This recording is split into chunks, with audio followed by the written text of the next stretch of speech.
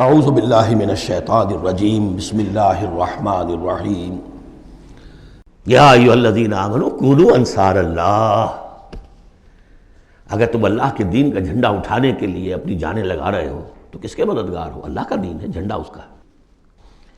اور یہ فرض منصبی اصل تھا محمد کا، تو ان کی بھی مدد ہے. من انصاری اللہ آگے آ جائے گا. اہل ایمان اللہ کے مددگار بنو. کما قال عیسیٰ ابن مریم للحواریین، جیسے کہ کہا تھا عیسیٰ ابن مریم نے اپنے حواریین سے، من انصاری اللہ، کون ہے میرا مددگار اللہ کی راہ میں. دیکھیے جیسے بیعت کی نسبتیں آئی تھیں دو، بیعت حضور سے، بیع اللہ سے، لہذا تیسرا ہاتھ اللہ. وہی مسئلہ یہ ہے، نصرت اللہ کی، لیکن میری نصرت اللہ کی طرف. اللہ کی نصرت کیسے کرو گے؟ میری نصرت کرو اللہ کے راستے میں. محمد رسول اللہ والذین معہ. اب بھی طریقہ جو فطری ہے وہ یہی ہے، جس کو بھی اللہ ہمت دے دے وہ کھڑا ہو. میں نے تو یکسو ہو کے فیصلہ کر لیا، میں نے تو اب اسی کے لیے جینا، اسی کے لیے مرنا ہے. آؤ بھائی کون میرے ساتھ آتا ہے؟ میں انصاری اللہ، میں تو چل رہا ہوں. کوئی ساتھی ملے گا تب بھی چلوں گا، نہیں ملے گا تب بھی چلوں گا. اب کون میرے ساتھ آتا ہے؟ من انصاری اللہ، جو ہاتھ میں ہاتھ دے وہ اس کا ساتھی ہے. اذ قال عیسیٰ ابن مریم للحواریین من انصاری اللہ قال الحواریون نحن انصار اللہ. اگرچہ وہ مددگار تھے حضرت عیسیٰ کے، حقیقت میں تھے اللہ کے، بظاہر عیسیٰ کے، حقیقت اللہ کے. فآمنت طائفۃ من بنی اسرائیل، تو بنی اسرائیل دو گروہ میں تقسیم ہو گئے، ایک وہ جو ایمان لے آیا اور ایک وہ جو کفر پر اڑا رہا. وکفرت طائفہ فأیدنا الذین آمنوا علی عدوہم، تو ہم نے مدد کی ان کی جو ایمان لائے تھے ان کے خلاف، کہ جنہوں نے کفر کیا تھا ان کے دشمنوں کے خلاف. فاصبحوا ظاہرین، بالآخر وہی کامیاب ہوئے. لیکن یہ کامیابی آسانی سے ہاتھ نہیں آئی تھی، اچھی طرح سمجھ لیجیے گا. 300 برس لگے ہیں حواریین مسیح کو، اور ان کے اصل پیروکار جو تھے حضرت مسیح کے، وہ سختیاں انہوں نے جھیلی ہیں. تاریخ انسانی میں اگر آپ لیں گے ایک مقدار کی حیثیت سے تو اتنی زیادہ قربانیاں شاید کسی نبی کے ساتھیوں نے نہیں دی. ایک ہے ایک چیز جو ہے وہ سمٹ کر آ گئی ہو تھوڑے سے وقت میں، وہ ہے حضور کا معاملہ، کہ حضور کا اور آپ کے ساتھیوں کا. لیکن جتنے طویل عرصے تک اور جس قدر شدید پرسیکیوشن، عام خیال یہی، اور میں بھی اس کا قائل ہوں، کہ سورہ یاسین میں جو ذکر ہے، وہ جو 2 رسول بھیجے گئے اور پھر تیسرا بھیجا گیا، وہ اصل میں حواریین مسیح تھے. رسول کے رسول تھے، اللہ کے رسول نہیں تھے براہ راست. اسی طریقے سے آپ کو معلوم ہے جو پرسیکیوشنز ہوئی ہیں ان کی، جس طریقے سے انہیں ستایا گیا ہے. جو اصحاب الاخدود تھے وہ بھی عیسائی تھے، جن کو کہ یہودیوں نے جلایا، ابو نواس نے، وہ بھی عیسائی تھے، حضرت مسیح کے ماننے والے.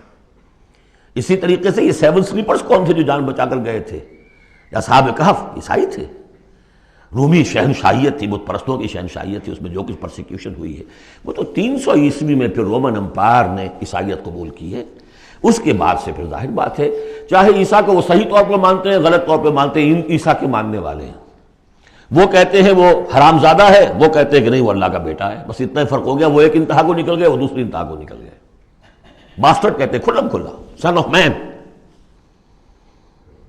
اور وہ لوگ کہہ رہے اللہ کا، لیکن مانتے تو ہے نا، یہ انکار کرتے ہیں. تو ہمارے ہاں بھی کتنے ہی لوگ ہیں حضور کے رتبے کو جب نعتوں میں بیان کرنے آئیں گے اللہ سے کم چھوڑتے ہیں، اللہ سے اوپر بنا دیتے ہیں. اوتار کا عقیدہ تو میں آپ کو بتا چکا ہوں. وہی جو مصطفی عرش تھا خدا ہو کر اتر پڑا وہ مدینے میں مصطفیٰ ہو کر. مدینے کی مسجد میں ممبر کے اوپر بغیر عین کے ایک عرب ہم نے دیکھا. عرب میں سے عین نکال دے کیا رہ جائے گا؟ رب.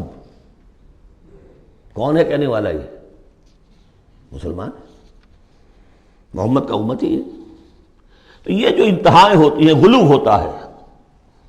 یا اہل الکتاب لا تغلو فی دینکم، تو غلو ہم کم ہے، کم کرنے والے.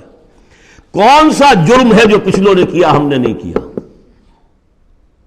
سوائے اس کے کہ اس قرآن کی تحریف ہم نہیں کر سکے، اس کے متن کی بس. اور وہ اس لیے کہ اسپیشل پروٹیکشن اللہ کی تھی. یہ ہے سورہ صف. ایک سورت بھی سمجھ میں آ جائے تو زندگی کا راستہ بالکل واضح ہو جاتا ہے. البتہ یہ جو قتال اس میں بتایا گیا، میں نے عرض کیا تھا قتال ایسا نہیں ہے کہ اٹھاؤ ہتھیار جاؤ نعرہ مارو اور خودکشی کر لو، ٹکرا جاؤ. اس کا ایک پروسیس ہے. پہلے اس کے لیے مردان کار چاہیے، ایسے مردان کار جن کے دلوں میں اللہ کی محبت کے سوا دنیا کی کوئی محبت نہ رہ گئی ہو،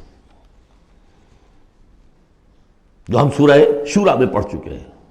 فما اوتیتم من شیء فمتاع الحیاۃ الدنیا وما عند اللہ خیر وابقى للذین آمنوا وعلی ربہم یتوکلون. طالب آخرت بن چکے ہو، واقعتاً کہنے کی حد تک نہیں، زبانی کلامی نہیں، فی الواقع. پھر ان کے اندر وہ اخلاص اور خلوص، پھر ایک نظم کی پابندی، ایک لیڈر کے ساتھ عہد، جو کہو گے. یہ تقاضے اگر پورے نہیں ہوتے، اور محترم تعداد کے اندر 2-4 سے تو نہیں ہوگا معاملہ. 4 کا ہوتا معاملہ تو حضرت موسیٰ کے ساتھ بھی تھے، 3-4 تو اور 150 تو اور بھی شاید نکل ہی آتے، کوئی ذرا اور محنت کرتے، لیکن نہیں، معتدل تعداد، ریکوزٹ نمبر. لہذا اس کو تیار کرنے کے لیے کیا طریقہ کار ہے؟ یوں سمجھیے کہ منہج انقلاب محمدی کے 2 حصے ہیں. اوپر کا حصہ ٹکراؤ، تصادم، وہ سب کو معلوم ہے.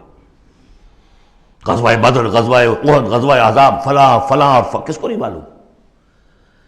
لیکن اکبر الآبادی کا بڑا پیارا شعر ہے، خدا کے کام دیکھو بعد کیا ہے اور کیا پہلے. نظر آتا ہے مجھ کو بدر سے غار حرا پہلے. یہ غار حرا کی جو تنہائیاں تھیں، جو سوچ و بچار تھا، پھر اس نے 12 برس تک مکے میں جو دعوت، تبلیغ، تربیت، تزکیہ، تعلیم، تنظیم، یہ کام کیا ہے. یہ ہے جس کا نتیجہ سامنے نظر آتا ہے. چاہے تمہارے جسم کے ٹکڑے اڑا دیں، تم نے ہاتھ نہیں اٹھانا. یہ ارادہ آسان کام ہے کوئی؟ بلی کو بھی آپ گھیر لیں اگر کسی کونے میں تو وہ آپ پر حملہ کر دے گی.